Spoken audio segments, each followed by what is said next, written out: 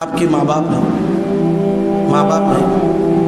اور مرنے کے آخری وقت میں وہ بلاتے ہیں بیٹا میں ایک وصیت کرتا ہوں اس پہ عمل کرے گا؟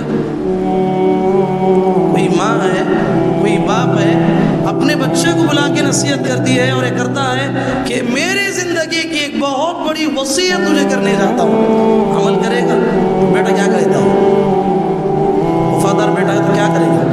ماں دنیا کا کتنا بھی بڑا کام تو بتا دے وہ کرنے کے لیے ضرور تیار ہو، اس لیے کہ تیری زندگی کی آخری وصیت کا مطلب یہ ہوتا ہے اس کی زندگی کا سب سے اہم کام وہ بتانے جا رہی ہے، وہی نا وصیت ہوتی ہے۔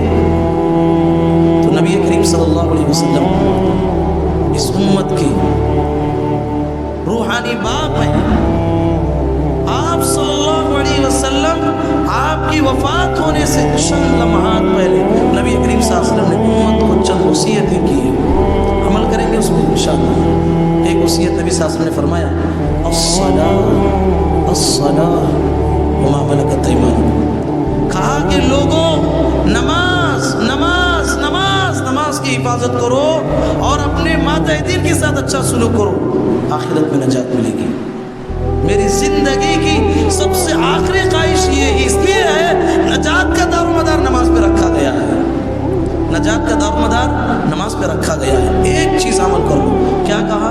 الصلاۃ وما ملکت ایمانکم، کہا کہ نماز کا اہتمام کرو، انشاءاللہ عمل کریں گے۔ رمضان ہو غیر رمضان ہو، بعض لوگ رمضان ہی بن جاتے ہیں، رمضان میں بہت کچھ عبادتیں ہوتی ہیں، لیکن غیر رمضان میں فجر کی نماز نہیں، عصر کی نماز نہیں، ظہر نماز نہیں، اور نماز بھی پڑھتے ہیں تو وقت کو چکا کے پڑھتے ہیں اور سمجھتے ہیں کہ ہم نے فرض ادا کر لیا ہے۔ اللہ نے فرمایا ان الصلاۃ کانت علی المؤمنین کتابا موقوتا، ہم نے نماز کو مومنوں پر اس کے وقت میں فرض کیا ہے، ایسا نہیں کہ آپ اپنے اپنے منمانی سے جو ہے نماز پڑھتے رہیں۔ آپ دیکھیے محمد رسول اللہ صلی اللہ علیہ وسلم، آپ نے کبھی بد دعا دیا ہے نبی صلی اللہ علیہ وسلم نے؟ حدیث میں کبھی آپ نے سنا ہے کہ نبی کریم صلی اللہ علیہ وسلم نے بد دعا دیا؟ کب دی؟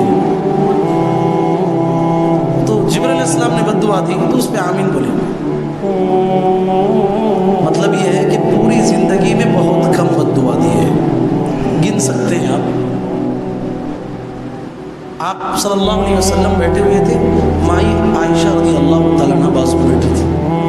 عائشہ رضی اللہ عنہ نے پوچھا اے اللہ کے نبی، آپ کی پوری زندگی میں سب سے مشکل مرحلہ جو آیا میں سمجھتی ہوں وہ احد کے دن ہوا ہے۔ کیا ہوا؟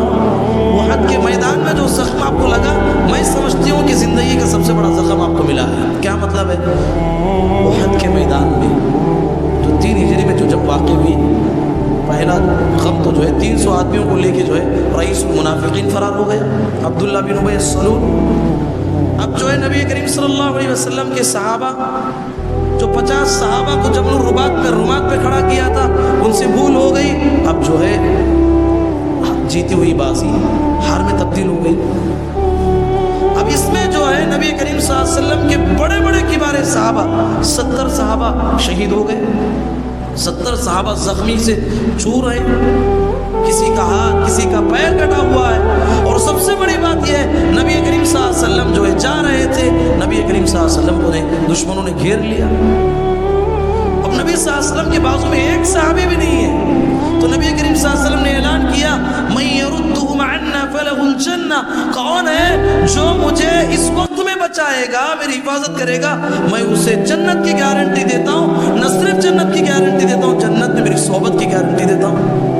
9 انصاری صحابہ بڑے ایک ایک کر کے سب شہید ہو گئے، اور بعد میں جو ہے ایسا مرحلہ آیا نبی کریم صلی اللہ علیہ وسلم جو ہے گڑھے میں گر گئے اور آپ کا سر مبارک پھڑ گیا، آپ کے 2 دندان مبارک شہید ہو گئے، 2 دانت ٹوٹ گئے، اور سب سے بڑی بات یہ تھی اس جنگ میں کہ لوگوں نے یہ جھوٹ پھیلا دیا کہ محمد رسول اللہ صلی اللہ علیہ وسلم نعوذ باللہ شہید کر دیے گئے۔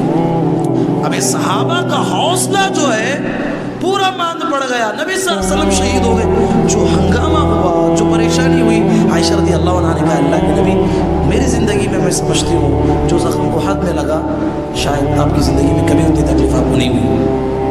نبی صلی اللہ علیہ وسلم نے کیا کہا؟ نبی صلی اللہ علیہ وسلم نے کہا نہیں عائشہ، اس سے بھی بڑا زخم جو مجھے لگا ہے، اس سے بھی زیادہ مجھے رنج جو ہوا ہے وہ طائف کے میدان میں ہوا۔ کہاں ہوا؟ طائف کے میدان میں ہوا۔ مکے کے لوگ ایمان نہیں لاتے، میں نے بڑی امیدیں اور بڑی ارمانوں کے ساتھ جو ہے طائف پہنچا ہوا تھا، اور طائف میں جو ہے میرے ساتھ جو سلوک کیا گیا اور جو ہے میرے ساتھ جو ہے جو معاملہ کیا گیا میں کبھی بھول نہیں پاؤں گا۔ کیا ہوا اس میں؟ قبیلے کے بڑے بڑے 3 سردار تھے، تینوں نے جو ہے ایمان لانے سے انکار کر دیا، اور اس میں سے جو ہے جو گنڈے قسم کے بچے ہوتے تھے، جو خراب قسم کے لوگ ہوتے تھے، ان کو سب کو نبی صلی اللہ علیہ وسلم اور زید بن حارثہ رضی اللہ عنہ کے پیچھے لگا دیا، مارو ہی نہیں۔ اب کوئی جو ہے جانتا رہتا پتھروں سے مارا گیا، خون میں لت پت ہو گئی۔ ایسے میں نبی کریم صلی اللہ علیہ وسلم کو حفاظت کے لیے اللہ نے 7 آسمانوں سے جبرائیل علیہ السلام کے ساتھ جو ہے پہاڑوں کے فرشتے کو بھیجا۔ کسے بھیجا؟ پہاڑوں کے فرشتے کو بھیجا۔ تو نبی کریم صلی اللہ علیہ وسلم سے آ کے جبرائیل علیہ السلام نے کہا اے محمد صرف آپ کی اجازت ہو۔ کیا کہا؟ آپ کی اجازت ہو، یہ طائف 2 پہاڑوں کے درمیان واقع ہے اور پہاڑوں کا فرشتہ بھی آیا ہوا ہے، ان دونوں کو جو ہے رگڑ کے رکھ دے گا، ان کی نسلیں ہی ختم ہو جائیں گی، محمد رسول اللہ صلی اللہ علیہ وسلم پہ قربان جائیں گے۔ راہ میں کاٹے، جس نے بچھائے، گالی دی، پتھر برسائے، اس پر چھڑکی پیار کی شبنم صلی اللہ علیہ وسلم، قربان جائیے آپ کے اخلاق پر، آپ کی نرمی پر، آپ کی نرم دلی پر۔ محمد الرسول اللہ صلی اللہ علیہ وسلم نے کہا کہ میں لوگوں کے لیے جو ہے رحمت بنا کے بھیجا ہوں۔ اللہ تعالیٰ سے کہا اللہم اغفرہم، اے اللہ ان لوگوں کو معاف کر دے، فإنہم لا یعلمون، اس لیے کہ لوگ جانتے نہیں، اس لیے کہ لوگ مجھے جانتے نہیں، اس لیے میرے ساتھ یہ سلوک کی ہے، بد دعا کی ہے۔ بولیے سب سے زندگی میں مشکل مسئلہ کہاں آیا؟ احد میں آیا، طائف میں آیا؟ طائف میں آیا۔ طائف میں جب تکلیف ہوئی تو بد دعا دی ہے؟ بولیے بد دعا دی ہے؟ نہیں تھی۔ لیکن کیا سمجھانے جا رہا ہوں میرے بھائیوں، ذرا کان کھول کے سنو، زندگی میں آپ جس بات پہ، جس نقطے کو میں سمجھانے کے لیے آج بیٹھا ہوں، تھوڑا غور کیجیے آپ۔ سبحان اللہ، 5 ہجری میں ایک جنگ ہوئی، اس کا نام کیا ہے؟ کوئی بولیں گے؟ 2 ہجری میں ہوئی بدر، 3 ہجری میں ہوئی احد، 5 ہجری میں ہوئی احسنت، اور کوئی بولیں گے جنگ احزاب، یاد رکھیں گے انشاءاللہ جنگ احزاب، جس جنگ خندق بھی کہا جاتا ہے، جب جو ہے صحابہ کرام بڑے پریشان تھے، مشرکین یہود سب مل کے جو ہے اب پوری مکمل طاقت کے ساتھ جو ہے مسلمانوں پہ حملہ کرنا چاہ رہے تھے۔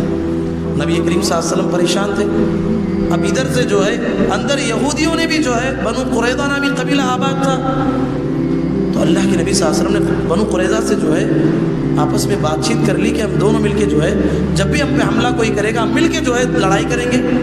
اب دشمن 10,000 کی فوج لے کے آ رہا ہے، نبی کریم صلی اللہ علیہ وسلم نے مشورہ کیا تو سلمان فارسی رضی اللہ عنہ نے مشورہ دیا کہ اللہ کے نبی اتنے لوگوں سے تو ہم لڑ نہیں سکتے، بڑا گڑھا کھودیں گے۔ بہت بڑا گڑھا کھودا گیا، بہت بڑا گڑھا کھودا گیا۔ اب جب مشرکینوں کے سردار ابو سفیان ابھی اسلام نہیں لائے تھے، وہ آئے تو دیکھ کے پریشان ہو گئے، کہا تلک المکیدۃ ما عرفتها العرب، کہا کہ محمد آج آپ نے جنگ کی وہ چال چلی ہے، آج تک عرب کے ذہن میں تک یہ بات نہیں آئی کہ تم نے ایسی چال چلی ہوگی، یعنی ایسا گڑھا کھود دیا کبھی ان کے دماغ میں تصور بھی نہیں آیا۔ 10,000 کی فوج واپس جانا پڑ رہا ہے۔ اس وقت میں جو ہے تھوڑی لڑائی ہوئی۔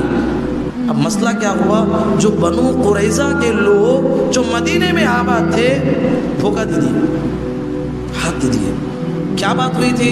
جو بھی دشمن آئے گا ہم دونوں مل کے لڑیں گے، لیکن جب دشمن زیادہ آیا تو یہ ان کی نیت بدل گئی، چلو مسلمان کو ختم کر دیں گے۔ مطلب یہ ہوا مسلمان چکی کے دو پارٹ کے درمیان آ گئے تھے، بس پسنا باقی تھا۔ اتنا نازک موقع،